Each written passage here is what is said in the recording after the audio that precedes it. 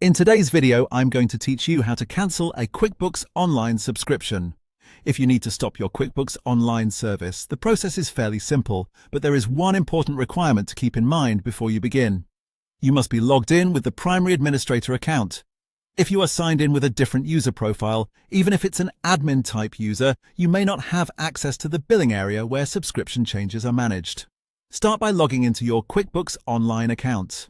Once you're inside the dashboard, look to the top right corner of the screen and click the gear icon. This is where QuickBooks keeps many of the account and company settings, including billing-related options. After clicking the gear icon, find and select Subscriptions and Billing. This section is where you can view your current plan and manage your subscription details. When you open it, you should be able to access the cancellation option for your QuickBooks Online subscription. From here, follow the prompts to cancel the subscription. Take a moment to read what's on the screen carefully, since QuickBooks may show you details about your billing status or what happens after cancellation.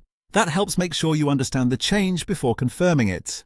If you try to open subscriptions and billing and you get an error message, that usually means you do not have the correct permissions to access this area.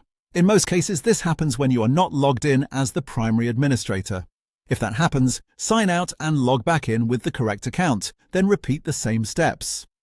So, to quickly recap, log in as the primary administrator, click the gear icon in the top right corner, choose Subscriptions and Billing, and then cancel the subscription from that page.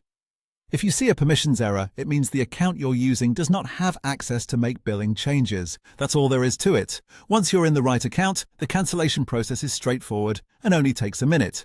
Thanks for watching, and I'll see you in the next video.